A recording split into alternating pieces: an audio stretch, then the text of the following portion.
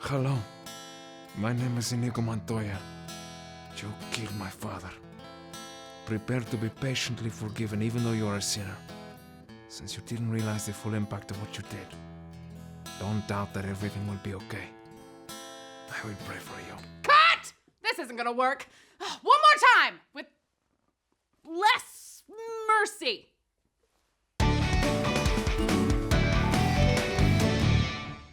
Hi, I'm Kai. And I'm Libby. Welcome to Catholic Central. Today we're talking about the spiritual works of mercy, which are still important even though they don't make for great revenge movies. The spiritual works of mercy are 7 ways in which we can help others spiritually. Shocking, right? You might want to tone it down a little. Good point. If you're going to do them well, the spiritual works of mercy require humility, patience, and tact. Or, I don't know, maybe, what's the word, mercy? We can get a clue in how to put mercy into action by looking at the Latin word for mercy, misericordia, which means to take to heart, cor, someone else's suffering, miseria. So what's the first spiritual work of mercy? Well, actually, Libby, let me tell you. Instructing the ignorant. There are several ways not to go about this. You're ignorant! And you're ignorant! You're all hopelessly ignorant! Yeah, that never really works. Ignorant isn't supposed to be an insult here. It means more someone who lacks knowledge, or who is maybe seeking a truth they haven't found yet. Catholics believe that they are called to share their faith. Matthew's gospel ends with this command from Jesus. Go therefore and make disciples of all nations, teaching them to observe all that I have commanded you.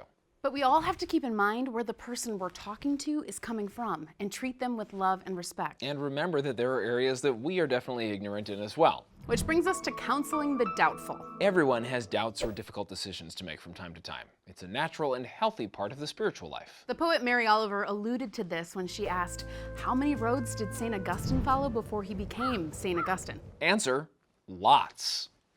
So when those close to us express doubt, we can be there for them, listen, and give advice. And remember that sometimes periods of doubt can lead to the greatest spiritual growth. So when someone expresses doubt, there's no need to assume you know what's going to happen when they die, or to condemn them yourself. Speaking of condemnation. Next is admonishing the sinner.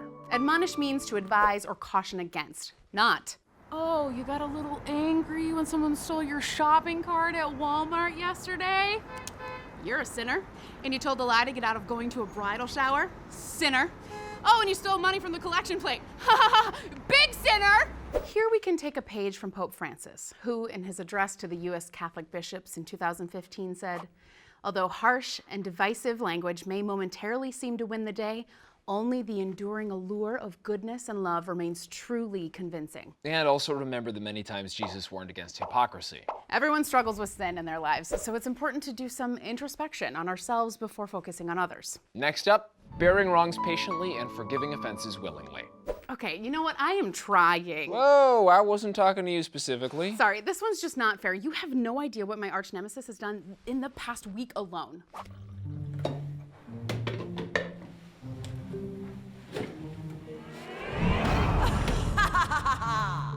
Great Grandpa's pipe, not again! It might help to remember Jesus' words on forgiveness.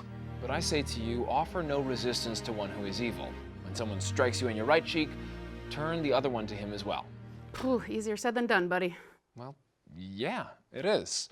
Which is kind of the point. Forgiveness is hard, takes time, and sometimes doesn't seem fair. And that's why Jesus' message on this was revolutionary. The idea of justice before Jesus was pretty brutal. Yeah, eyes gouged out, hands chopped off, that kind of thing. But bearing wrongs and forgiving offenses are 2 of the spiritual works of mercy that are good, not only for the person receiving patience and forgiveness, but also the person giving them. As is the case with comforting the afflicted. Afflictions can be emotional, physical, mental, or spiritual. And some of us, when faced with someone else's affliction, do a pretty bad job of comforting. My dog died. Well, why don't you just adjust your attitude? God has a plan. It could be worse. Offer it up.